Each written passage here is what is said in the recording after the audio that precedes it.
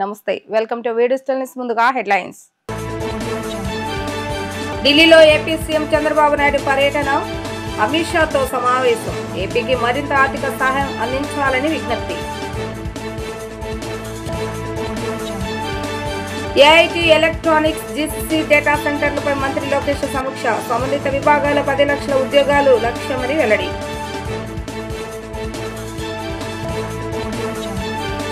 మాజీ మంత్రి పేర్ని నానిపై ఎమ్మెల్సీ పంచుమతి అనురాధపై బీసీ మహిళలను అడ్డం పెట్టుకుని నీచ రాజకీయాలు చేస్తూ శాంతి భద్రతలు దెబ్బతీస్తున్నారని ఆగ్రహం. నదీ ప్రవాహ మార్గంలో చివరి రాష్ట్రంగా గోదావరి మిగులు జలాలు పూర్తిగా వినియోగించుకునే హక్కు ఆంధ్రప్రదేశ్ కు ఉందని కేంద్ర హోంమంత్రి అమిత్ షాకు ముఖ్యమంత్రి నారా చంద్రబాబు నాయుడు స్పష్టం చేశారు. గోదావరి నదిలో ఎగువ దిగువ రాష్ట్రాల నీటి అవసరాలు తీర్చిన తర్వాత కూడా 90 నుంచి 120 రోజులు మిగులు నీరు ఉంటుందని అన్నారు. ఢిల్లీలో అమిత్ షాను నివాసంలో సీఎం చంద్రబాబు నాయుడు కలుసుకున్నారు. రాష్ట్ర ప్రాజెక్టుల నిధులపై ఉభయులు చర్చించారు. రాష్ట్రంలోని కరువు ప్రాంతాలకు గోదావరి వరద నీటిని తరలించేందుకు పోలవరం బనకచర్ల అనుసంధానం ప్రాజెక్టు కీలకమని తెలిపారు.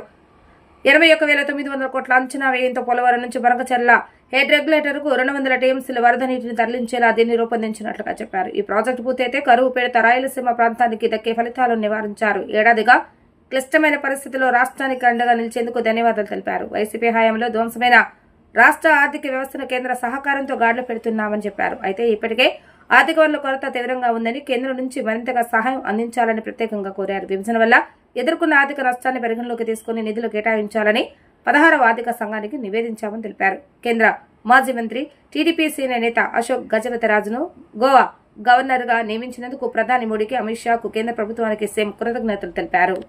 రాబోయే 4 ఏళ్లలో ఐటీ ఎలక్ట్రానిక్స్ డేటా సెంటర్లు గ్లోబల్ క్యాపబిలిటీ సెంటర్స్ జీసీసీ ద్వారా 10 లక్షల ఉద్యోగాల కల్పనే లక్ష్యంగా అధికార యంత్రాంగం పనిచేయాలని విద్యా ఐటీ ఎలక్ట్రానిక్స్ శాఖ మంత్రి నారా లోకేష్ స్పష్టం చేశారు. కంపెనీల ఏర్పాటుకు వేగవంతంగా చర్యలు తీసుకోవాలని దిశానిర్దేశం చేశారు. రాష్ట్రంలో నూతన ఆవిష్కరణలు స్టార్టప్ల ప్రోత్సాహానికి తలపెట్టిన రతన్ టాటా ఇన్నోవేషన్ హబ్ ను త్వరలోనే ప్రారంభించనున్నట్లుగా ఆయన తెలిపారు. పౌర సేవల్లో సరికొత్త అధ్యాయాన్ని సృష్టించిన మనమిత్ర వాట్సాప్ గవర్నెన్స్ సేవలను మరింత విస్తృతం చేయాలని అధికారులను ఆదేశించారు. ఐటీ ఎలక్ట్రానిక్స్ ఆర్టీజీఎస్ శాఖల ఉన్నతాధికారులతో ఉండవల్లి నివాసంలో మంత్రి నారా లోకేష్ సమీక్ష నిర్వహించారు. రాష్ట్రంలో ఐటీ ఎలక్ట్రానిక్స్ పరిశ్రమలో గ్లోబల్ కేపబిలిటీ సెంటర్లు డేటా సెంటర్లు ఏర్పాటుకు ఇప్పటి వరకు 95 ప్రముఖ సంస్థలు 1,00,000 కోట్ల పెట్టుబడులు పెట్టేందుకు ముందుకొచ్చాయని ఆయన తెలిపారు. అలానే ఆ సంస్థలు త్వరితగతిన తమ యూనిట్లను ఏర్పాటు చేయడానికి అవసరమైన అనుమతులు ఇతర సౌకర్యాలు కల్పించాలని సంబంధిత అధికారులను ఆదేశించారు. టీసీఎస్ కాగ్నిజెంట్ సంస్థలకు విశాఖలో ఇప్పటికే భూ కేటాయింపులు పూర్తి చేస్తామని అధికారులు తెలిపారు. ఆ సంస్థలు సాధ్యమైనంత త్వరగా కార్యకలాపాలు ప్రారంభించేలా చర్యలు తీసుకోవాలని సూచించారు. ఇటీవల తమ బెంగళూరు పర్యటనలో గ్లోబల్ కేపబిలిటీ సెంటర్ ఏర్పాటుకు ఏఎన్ఎస్ఆర్ సత్వ సంస్థలు ఎంఓఈలు కుదుర్చుకున్నాయని, ఈ రెండింటి ద్వారానే యువతకు 35,000 ఉద్యోగాలు రానున్నాయని చెప్పారు. రాష్ట్రానికి వచ్చే చిన్న సంస్థల కోసం 26 జిల్లా కేంద్రాల్లో కోవర్కింగ్ స్పేస్లు సిద్ధం చేయాలని సూచించారు.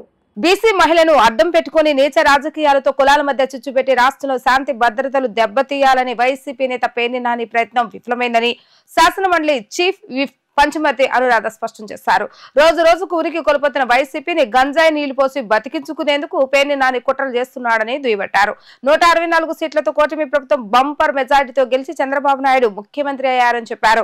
విజన్ 2047 లో భాగంగా అమరావతి సంపద సృష్టించే రాజధానిగా పరుగులు తీస్తుందని అన్నారు. రాష్ట్రానికి జీవనాడి పోలవరం ప్రాజెక్టు నిర్మాణం శరవేగంగా జరుగుతోంది. 20 లక్షల ఉద్యోగాల కల్పన దిశగా నారా లోకేష్ ఇండస్ట్రియల్ రంగంలో రాష్ట్రాన్ని ముందుకు తీసుకెళ్తున్నారని అన్నారు. 164 సీట్లతో కూటమి ప్రభుత్వం థంపింగ్ మెజారిటీతో గెలిచింది. చంద్రబాబు నాయుడు గారు ముఖ్యమంత్రి అయ్యారు. విజన్ 2047లో భాగంగా అమరావతి సంపద సృష్టించే రాజధానిగా పరుగులు తీస్తూ ఉంది. పోలవరం రాష్ట్రాన్ని మొత్తాన్ని ఉద్ధరించడమే కాకుండా ఉత్తరాంధ్రకి మరి ఇండస్ట్రియల్గా డెవలప్ అయ్యే విధంగా ఉరకలేస్తూ ఉంది. 20 లక్షల ఉద్యోగాల కల్పన దిశగా నారా లోకేష్ గారు ఈ రాష్ట్రాన్ని ఇండస్ట్రియల్గా ముందుకు తీసుకెళ్తా ఉన్నారు. దాదాపు 10 లక్షల కోట్ల రూపాయల వరకు పెట్టుబడులు వచ్చాయి. సంక్షేమ కార్యక్రమాలు బ్రహ్మాండంగా ఈ రాష్ట్రంలో ఉన్న పేద ప్రజలకి, బడుగు బలహీన వర్గాలకి అందుతా ఉన్నాయి. గంజాయిని రూపుమాపారు. లా అండ్ ఆర్డర్ బ్రహ్మాండంగా ఉంది. ఎక్కడా కూడా ఇబ్బంది లేదు. ఇలాంటి పరిస్థితిలో వైసీపీ భూస్థాపితం అయిపోయింది.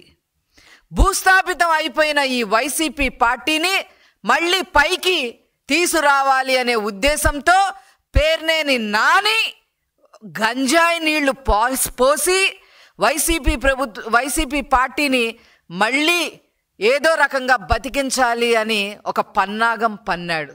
ఈ పేర్నేని నాని ఇక్కడే కాకుండా మహబూబ్ నగర్లో, విజయనగరంలో కూడా 1000 ఎకరాలు కబ్జా చేసేసిన ఈ పేర్నేని నాని చేపల చెరువులు అదేవిధంగా పార్కులను కూడా వదిలిపెట్టకుండా తన ఖాతాలో వేసుకున్న ఈ పేర్నేని నాని చివరికి రేషన్ బియ్యం కుంభకోణంలో, ఆ అవినీతిలో ఇతనితో పాటు ఇతని భార్యని కూడా దొంగని చేసిన ఈ పేర్నేని నాని మహిళల ఆత్మగౌరవం గురించి మాట్లాడుతూ బీసీ మహిళని రాజకీయంలోకి రచ్చరచ్చ చేసి లాక్కొచ్చి రాజకీయం చేసి లా అండ్ ఆర్డర్ లేకుండా ఈ రాష్ట్రాన్ని చేసి ఏదో బావుకుందామని చెప్పి ముందుకు బయలుదేరాడు ఈ పేర్నేని నాని. ఎన్నికల్లో ఇచ్చిన హామీలు నెరవేర్చేందుకు ముఖ్యమంత్రి నారా చంద్రబాబు నాయుడు నేతృత్వంలోని కూటమి ప్రభుత్వం కృషి చేస్తుందని ప్రభుత్వ విప్ గన్నవరం ఎమ్మెల్యే ఎర్లగడ్డ వెంకట్రావు భరోసానిచ్చారు.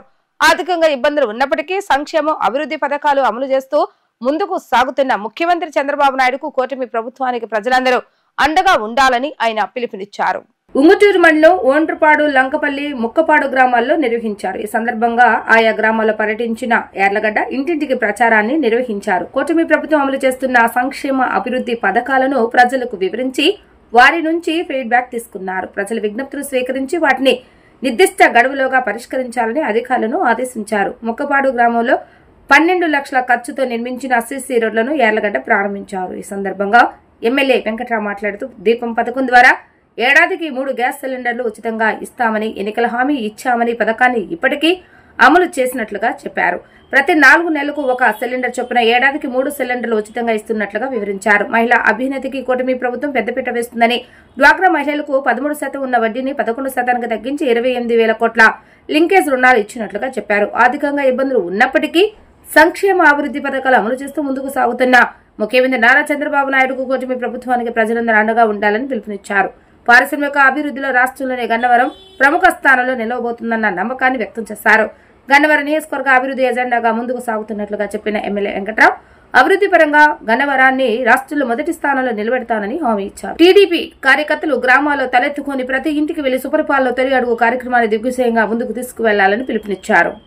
సుపరిపాలన తొలి అడుగులో భాగంగా ఈ రోజు ఉంగుటూరు మండలంలో ఉంగుటూరు మండల పార్టీ అధ్యక్షులు కొలుసు రవీంద్ర ఆధ్వర్యంలో ఈ గ్రామ పార్టీ ప్రెసిడెంట్ ఆధ్వర్యంలో పార్టీ నాయకత్వంతో ఓండ్రపాడులో గాని, లంకపల్లి, మొక్కపాడు ఈ 3 గ్రామాల్లో గడప గడపకి వెళ్లి ప్రజా సమస్యలు తెలుసుకుని ప్రభుత్వ పనితీరులో ఉంది, శాసనసభ్యుడిగా నేనేం పనిచేస్తున్నా, ఈ సంవత్సరాల్లో నేనేం చేశా, ప్రభుత్వం ఏం చేసిందనే కరపత్రాల వాళ్ళకి ఇచ్చి జవాబుదారీ దాని కోసమే నేనేం చేశానో సంవత్సరానికి ఆ సంవత్సరం చేసినంత ప్రజలకే పాంప్లెట్లు ఇస్తున్నాం. అలాగే రాబోయే కాలంలో గన్నవరం నియోజకవర్గాన్ని పారిశ్రామిక అభివృద్ధి చేస్తారని, పరిశ్రమ తీసుకొస్తా లక్ష్యంగా పనిచేస్తారని, 15,000 మందికి యువతకు ఉపాధి అవకాశాలు కల్పిస్తారని ఎన్నికల ముందు చేసిన వాగ్దానంలో భాగంగా అదే స్ఫూర్తితో పనిచేస్తున్న శాసనసభ్యుడు అయినప్పటి నుంచి కేవలం 300 ఓట్లతో ఇక్కడ ఓడిపోయింది నేను 2019లో. దానికి 125 రెట్లు దాదాపు 37,620 మెజారిటీతో నేను గెలిపించిన ఈ గన్నవరం ప్రజలకి నా చిన్ననాటి కోరిక తీర్చిన గన్నవరం ప్రజల కోరికలు తీరుస్తా, మీకోసం పనిచేస్తానని చెప్పిన మాట మేరకు 11 రోజులు అమెరికా వెళ్ళడం తప్ప మిగతా అన్ని రోజులు 13 మాసాలుగా నేను ఇక్కడే ఉన్న పరిస్థితి. మిగతా వాళ్ళలాగా 3 నెలలకో 4 నెలలకో 6 నెలలకో వచ్చే పరిస్థితి లేదు. అలాగే ఈ నియోజకవర్గంలో నాకు తెలియని ప్రజా సమస్యల్లో నేను పాదయాత్ర చేశాను 8 సంవత్సరాల క్రితమే. ఈ నియోజకవర్గంలో 20 మీటర్లు, 30 మీటర్లు, 50 మీటర్లు ఎస్సీ కాలనీ, బీసీ కాలనీలో రోడ్లు లేని పరిస్థితి. వాటన్నిటిని ఎనర్జీ చేసి మనం సగం పెట్టాం, ఇంకో సగం కాపాయి కాలంలో పెడతాం. అలాగే పార్టీలకు అతీతంగా ఎస్సీ కాలనీ మడిచర్లలో 90 లక్షల రూపాయల హైయెస్ట్ నిధులు ఎస్సీ కాలనీ మడిచర్లకు కేటాయించి, అలాగే సిండికేట్ బ్యాంక్ కాలనీ 40 ఏళ్ళుగా రోడ్లు అయితే అక్కడ రోడ్ వేసిన పరిస్థితి. 30-40 సంవత్సరాలుగా నిరాదరణ గురైన గ్రామాల్లో రోడ్లు ముందు లక్ష్యంగా పనిచేశా. మడిచర్లలో నాకు మైనస్ వచ్చిన హైయెస్ట్ డబ్బులు ఆ ఊరికి ఇచ్చా. అలాగే 3 వంతులు లేపిస్తానని చెప్పా. ప్రభుత్వ నిధుల సమస్య ఉన్న సిఎస్ఆర్ ఫండ్స్ తో అయినా గన్నవరం సిహెచ్సి సెంటర్ ని అభివృద్ధి చేస్తున్నాం. రేపు మాపు హెచ్సిఎల్ వచ్చి ఆ ఎక్విప్మెంట్ అంతా హ్యాండ్ ఓవర్ చేస్తాకి పరిస్థితి. కలెక్టర్ గారు షెడ్యూల్ కనుక్కోమన్నా, నాకు కలెక్టర్ గారు కుదిరిన రోజున హెచ్సిఎల్ ప్రతినిధితో కూడా ఇక్కడ చేపిస్తాం. హెచ్సిఎల్ ఇచ్చే ఇక్కడ హెచ్సిఎల్ నుండి హెచ్సిఎల్ ఇచ్చే సిఎస్ఆర్ ఫండ్ ఈ నియోజకవర్గంలో కట్టుబెడతాం ధర్మం. అది పక్కన ఎవరో కట్టించిన పరిస్థితి గతంలో. అది వాళ్ళు చెప్తే నేను వాపోయిన పరిస్థితి. రాబోయే కాలంలో గన్నవరం నియోజక ప్రజల ఎజెండానే, ప్రజల సమస్యల ఎజెండాగా పనిచేస్తా. శాసనసభలో విప్పుగా ఉన్న గన్నవరం నియోజక ప్రజల సమస్యల మీద రాజీ లేని పోరాటం చేస్తున్నా. సంబంధిత మంత్రులు కానీ శాఖలను కానీ ఈ నియోజకవర్గ సమస్యలను అసెంబ్లీలో బహుశా నేను ప్రస్తావించినట్టుగా ఎవరు ప్రస్తావించలేదని ప్రజలకు చెప్పే పరిస్థితి. ఆ రోజు నన్ను రిగ్గింగ్ చేసి ఓడించిన వాళ్ళందరికీ పదవులు ఇచ్చా. వాళ్ళు నన్ను హక్కును చేసుకున్నారు తెలుగుదేశం పార్టీ శ్రేణులు. అలాగే వైఎస్ఆర్ కాంగ్రెస్ పార్టీ కూడా దాదాపు 30-40% చీలు వచ్చింది. వైఎస్ఆర్ కాంగ్రెస్ పార్టీ నాయకులు కానీ, బ్యాంక్ చైర్మన్ కానీ, ఏఎంసీ చైర్మన్ చేసిన కానీ, గన్నవరం ఎక్స్ఎంపీలు కానీ, ఇలా వీళ్ళందరూ తెలుగుదేశం పార్టీ సభ్యులుగా పనిచేసే పరిస్థితి. తెలుగుదేశం జనసేన వేరువేరు పార్టీలు, తెలుగుదేశం జనసేన ఒకటే. రాబోయే కాలంలో రైతుల పక్షపాతిగా నేను కేడీసీసీ బ్యాంక్ చైర్మన్ గా దేశంలో నెంబర్ 1 లో పెట్టా. ఈ జిల్లా నుంచి ₹2 వడ్డీని రూపు మాత్రం నేను చైర్మన్ ఉన్నంత కాలం ఎక్కువ మంది పొలం 996 గ్రామాలు ఈ జిల్లాలో ఉంటాయి.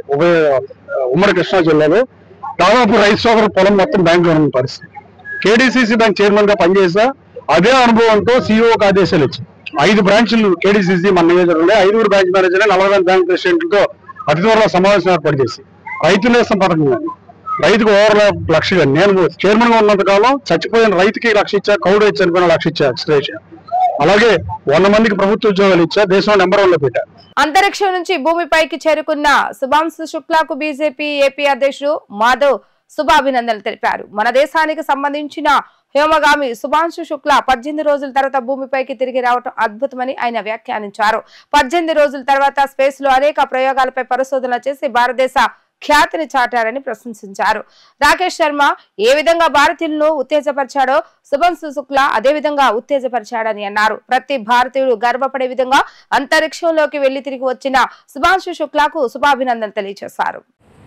యాక్సియం 4 మిషన్ ఏదైతే ఉందో దాంట్లో మొదటిసారి ఒక ప్రైవేట్ కంపెనీ దాన్ని ప్రోత్సహించడం జరిగింది. ఆ విధంగా మన భారతదేశానికి సంబంధించిన వ్యోమగామి శుభాంశు శుక్లా అక్కడ తన యొక్క యాత్ర విజయవంతంగా పూర్తి చేసుకొని 18 రోజుల పాటు స్పేస్లో అనేక ప్రయోగాలు చేయటం, భూమికి సంబంధించిన అలాగే చుట్టుపక్కల ఉండే అన్ని ఏవైతే ప్లానెట్స్ ఉన్నాయో వాటి గురించి ఒక పరిశోధన చేసి తిరిగి విజయవంతంగా భూమిపైకి రావటం ఏదైతుందో ఇది నిజంగానే అద్భుతం. గతంలో రాకేష్ శర్మ ఏ విధంగా అయితే మనందరినీ కూడా ఉత్తేజపరిచారో ఆ విధంగానే శుభాంశు శుక్లా కూడా మనందరినీ కూడా ఉత్తేజపడారు. ప్రతి భారతీయుడు కూడా గర్వపడే విధంగా ఇవాళ అంతరిక్షంలోకి వెళ్లి విజయవంతంగా తిరిగి రావడం జరిగింది. ఆయనకి శుభాభినందన తెలియజేస్తున్నాను.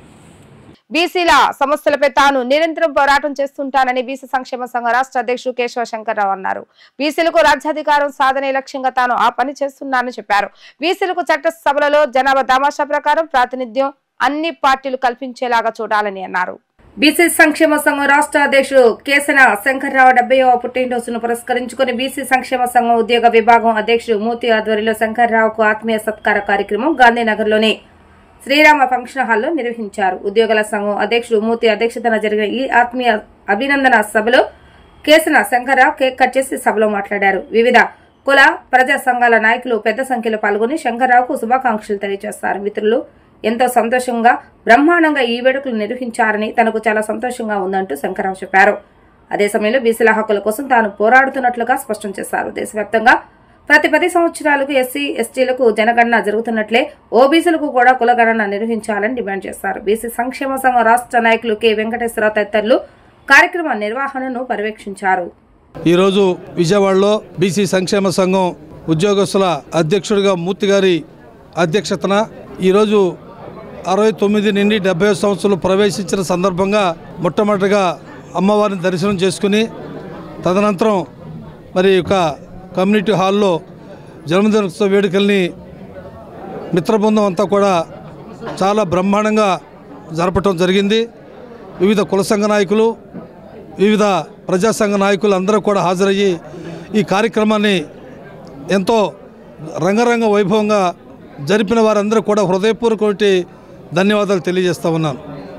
నా జీవిత లక్ష్యం జాతీయ స్థాయిలో ఓబీసీలకి కులగణాంకాలు జరగాలని, ప్రతి 10 సంవత్సరాలకి ఎస్సీ ఎస్టీ సోదరులకి ఏ విధంగా జనగణన జరుగుతూ ఉందో దేశవ్యాప్తంగా కులగణాంకాలు కూడా జరపాలని ఒక ప్రధానమైనటువంటి డిమాండ్తో గల్లీ నుంచి ఢిల్లీ వరకు కూడా అనేక ఉద్యమాలు పోరాటాలు చేసినటువంటి సందర్భం మీ అందరికి కూడా తెలియజేస్తూ ఉన్నాను. అదేవిధంగా ఓబీసీలకి ఒక మంత్రిత్వ శాఖ కావాలని, అదేవిధంగా ఓబీసీకి కమిషన్ చైర్మన్ కూడా నియమించాలని, అదేవిధంగా ఓబీసీ మహిళ మా వాటాలో ఓబీసీ మహిళా వాటా ఎంతని, చట్టసభల్లో రిజర్వేషన్లు కానీ, అదేవిధంగా జాతీయ స్థాయిలో కులగణాంకాలు కానీ ఇవి అన్నీ కూడా మండల సిఫార్సుని అమలు చేయాలని చెప్పని మేము గల్లీ నుంచి ఢిల్లీ వరకు కూడా అనేక ఉద్యమాలు అనేక పోరాటాలు చేస్తున్నటువంటి నేపథ్యంలో 26 జిల్లాలో కూడా మా బీసీ సంక్షేమ సంఘం సోదరమణులు, కుల సంఘ నాయకులు, అదేవిధంగా ప్రజాసంఘ నాయకులు అందరూ కూడా ఈ రోజున మరి రాష్ట్ర అధ్యక్షుడి యొక్క జన్మదినోత్సవ వేడుకల్ని ఎంతో ఘనంగా రంగరంగ వైభవంగా జరిపినందుకు వారందరూ కూడా నేను ప్రత్యేకమైనటువంటి ధన్యవాదాలు తెలియజేస్తూ, భవిష్యత్తులో ఓబీసీలకి ఎక్కడ ఏ రకంగా అన్యాయం జరిగినా కూడా ఆ యొక్క పార్టీలకి తగిన రీతిలో బుద్ధి చెప్పటం కూడా మేమందరం కూడా సిద్ధంగా ఉన్నామనేటువంటి విషయాన్ని తెలియజేస్తూ, భవిష్యత్తులో బీసీలు జోలుకు వస్తే మాత్రం ఏ రాజకీయ పార్టీ కూడా మనుగడ ఉండదు అనేటువంటి విషయాన్ని మీ ముందు నేను తెలియజేస్తూ, భవిష్యత్తులో రాజకీయాలకు అతీతంగా కుల మతాలకు అతీతంగా మరి సమాజమే దేవాలయం, ప్రజలే దేవుళ్ళు అనేటువంటి స్ఫూర్తితో ఈ రాష్ట్రంలో ఉన్నటువంటి బలహీన బడుగు వారి సంక్షేమం కోసం నిరంతరం కూడా పోరాటం చేయటానికి సిద్ధంగా ఉన్నానని చెప్పని మరి తెలియజేస్తూ సెలవు తీసుకుంటున్నా. జై హింద్, జై పూలే, జై భీమ్. మరి బీసీ సంక్షేమ సంఘం రాష్ట్ర అధ్యక్షులు కేసన్ శంకరరావు గారి ఆత్మీయ అభినందన సభ కార్యక్రమం అంగరంగ వైభవంగా జరిగింది. ఈ పురస్కరించుకొని ఈరోజు ఆయనకి మరి ఆయన పుట్టినరోజు కూడా ఈరోజు 70 వసంతాలు అడుగు పెడుతున్నారు. ఈ 70 వసంతాల్లో ఆయన 50 సంవత్సరాల మట్టి ప్రజల కోసం, బీసీల కోసం, బీసీ హక్కుల కోసం, బీసీల కోసం పోరాడినటువంటి పటిమను ఈరోజు మేమంతా కూడా బీసీలందరూ కూడా ఈరోజు గుర్తు చేసుకున్నాం. ఈరోజు రాబోయే రోజుల్లో బీసీల నుంచి ఇంకా బీసీలకు ఏమైతే కావాలో, ఏమైతే హక్కులు కావాలో, ఏమైతే బీసీలు ముందుకెళ్లాలో దిశానిర్దేశం చేసుకుని ఈ సందర్భంగా మేము మాట్లాడుకోవడం జరిగింది. బీసీలంతా కూడా ముక్తకంఠం రాబోయే రోజుల్లో బీసీ సంక్షేమ సంఘం ఇంకా ఎన్నో పోరాటాలు చేస్తూ మరి బీసీ సంక్షేమ సంఘం యొక్క బీసీల యొక్క చట్టసభల్లో చట్టాలు బీసీ చట్టం తీసుకురావాలని, బీసీల చట్టం తీసుకురావాలని, మహిళా బిల్లు ఓబీసీ బిల్లులో 33% బీసీల వాటా ఎంతో కూడా తెలుసుకోవాలని రాబోయే రోజుల్లో రాజ్యాధికారం కోసం కూడా పోరాటం చేస్తామని చెప్పి కూడా ఈరోజు బీసీ సంక్షేమ సంఘం పిలిపిస్తూ ఉంది. రాబోయే రోజుల్లో బీసీలు ఇంకా ఉత్పత్తి కులాల్లో ఎంతైతే ఉత్పత్తి కులాల్లో ఏదైతే సంపాదిస్తారో బీసీల యొక్క ఉత్పత్తి కులాలతో ఆధారపడి ఈరోజు అగ్రవర్ణాల కులాలు ఈరోజు రాజ్యాన్ని వెళుతూ ఉన్నాయి. ఆ రోజులు పోయినాయి. రాబోయే రోజుల్లో బీసీలు దేశంలో 58% బీసీలు, మాకు అంతర్గత సమాచారం 58% బీసీలు ఉన్నారని చెప్పి మేము అనుకుంటున్నాము. రాబోయే రోజుల్లో ఆ విధంగా చట్టసభల్లో కానీ మరి అన్ని విషయాల్లో కూడా రిజర్వేషన్లో కూడా మాకు వాటా ఎంత రావాలో అంత కోసం పోరాడతాం. రాబోయే రోజుల్లో రాజ్యాధికారం కోసం కూడా పోరాటం చెప్పి ఈ సందర్భంగా తెలియపరుస్తా ఉన్నాం.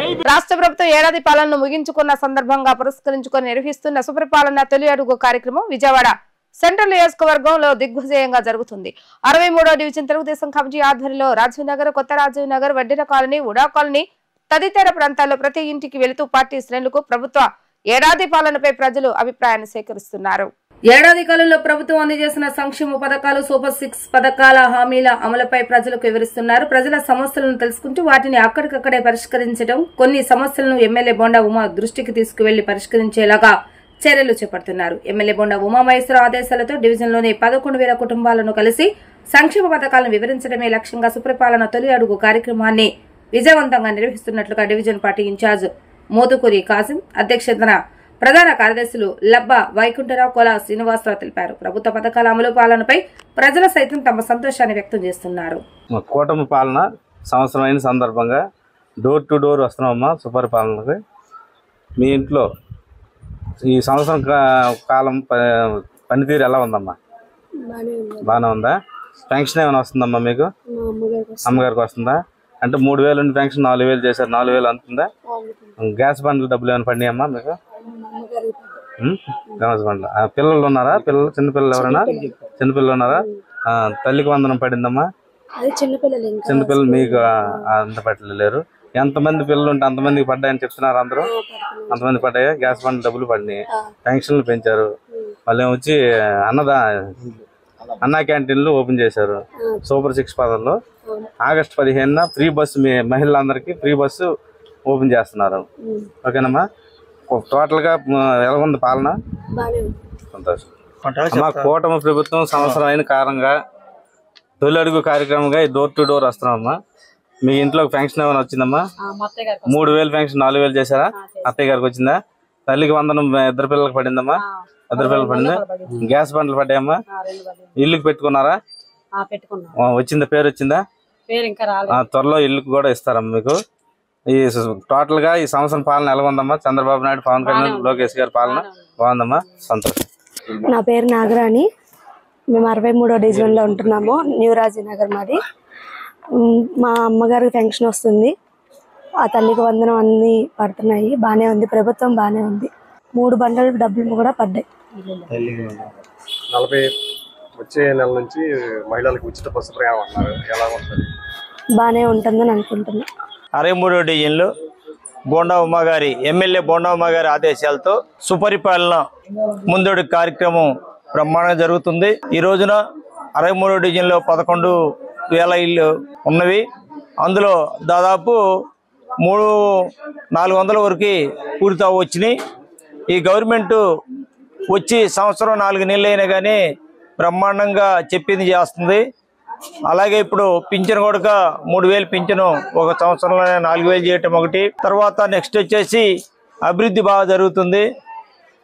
నెక్స్ట్ తల్లికి వందనం చాలా సంతోషిస్తున్నారు. గత గవర్నమెంట్ జగన్మోహన్ రెడ్డి ఉన్నప్పుడు గతంలో ఒకరికే పడేదండి. ఈ రోజున మా ఇంట్లో 3 ఉన్నా 4 ఉన్నా 6 ఉన్నా తల్లికి వందనం మా ఖాతాలో పడిపోతుంది. ఈ కూటమి ప్రభుత్వం, చంద్రబాబు నాయుడు ప్రభుత్వం బ్రహ్మాండంగా జరుగుతుంది. సెంట్రల్ నియోజకవర్గంలో బోండా ఉమా గారు ఎమ్మటి ఏ సమస్య చెప్పినా ఎమ్మటి స్పందిస్తున్నారండి.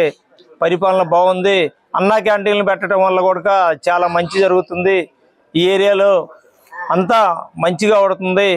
సుపరిపాలన బాగా ఉందండి, బ్రహ్మాండంగా జరుగుతుందని 63వ డివిజన్ ప్రజలు బ్రహ్మాండంగా బ్రహ్మరథంగా పడుతున్నారు. అలాగే ఇక్కడున్న స్థానిక నాయకులు, డివిజన్ ప్రెసిడెంట్ మన వైకుంఠరావు గారు కానీ, సెక్రటరీ కోలా శ్రీను గారు కానీ, ఇక్కడ బూత్ ఇన్ఛార్జీలు కానీ అందరూ బ్రహ్మాండంగా పనిచేస్తున్నారు. కూటమి ప్రభుత్వం వచ్చే సంవత్సరం సందర్భంగా సుపరిపాలన తొలి అడుగు కార్యక్రమంలో సెంట్రల్ నియోజకవర్గం శ్రీ బోండా ఉమేశ్వరరావు గారు, ఎమ్మెల్యే బోండా ఉమేశ్వరరావు గారి ఆదేశాలతో 63వ డివిజన్లో డోర్ టు డోర్ వెళ్తున్నామండి. బూత్ ఇన్ఛార్జీలతో పాటు మేము కూడా హాజరవుతున్నాం. ఇంటింటికి వెళ్తుంటే ప్రజలు చాలా హ్యాపీగా ఫీల్ అయ్యారు. ఏపీ లిక్కర్ స్కామ్ కేసులో వైసీపీ ఎంపీ మిథున్ రెడ్డికి హైకోర్టులో ఏదో దెబ్బ తగిలింది. ఆయన దాఖలు చేసిన ముందస్తు బెయిల్ పిటిషన్ హైకోర్టు కొట్టివేసింది. ఈ కేసులో మిథున్ రెడ్డి A4 గా ఉన్నారు. మద్యం అమ్మకాల్లో పారదర్శకతను తగ్గించేందుకు ఆన్లైన్ పేమెంట్ విధానాన్ని మాన్యువల్ మోడల్ గా మార్చడంలో మిథున్ రెడ్డిది కీలక పాత్ర అని సిట్ తరపు న్యాయవాది సిద్ధార్థ లుత్రా వాదనలు వినిపించారు. ముడుపులు ఇచ్చిన కంపెనీలకే మద్యం సరఫరా అనుమతులు ఇచ్చారని, దీనికి కారణంగా ప్రభుత్వం ఖజానాకు 3,500 కోట్ల నష్టం వాటిల్లిందని చెప్పారు. ఈ స్కామ్ లో మిథున్ రెడ్డి మాస్టర్ మైండ్ అని లోద్రా కోర్టుకు తెలిపారు. ఎంపీ పదవిని దుర్వినియోగం చేస్తారని చెప్పారు. మిథున్ రెడ్డికి నేర చరిత్ర ఉందని, ఆయనపై ఇప్పటికే 8 కేసులు నమోదు అయ్యాయని తెలిపారు. ఆయన దాఖలు చేసిన బెయిల్ పిటిషన్ ను కొట్టివేయాలని కోరారు. వార్తలు ముగించే ముందు హెడ్లైన్స్ మరొకసారి. ఢిల్లీలో ఏపీ సీఎం చంద్రబాబు నాయుడు పర్యటన, అమిత్ షాతో సమావేశం. ఏపీకి మరింత ఆర్థిక సహాయం అందించాలని విజ్ఞప్తి. ఏఐటీ ఎలక్ట్రానిక్స్ జీసీసీ డేటా సెంటర్లపై మంత్రి లోకేష్ సమీక్ష. సంబంధిత విభాగాల 10 లక్షల ఉద్యోగాలు లక్ష్యమని వెల్లడి.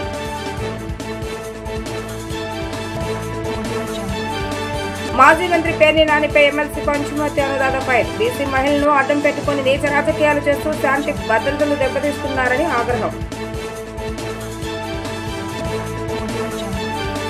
ఇవి ఈ రోజు వార్తా విశేషాలు. మరలా తిరిగి ప్రసారమయ్యే వార్తలు మళ్ళీ కలుద్దాం. అంతవరకు సెలవు, నమస్కారం.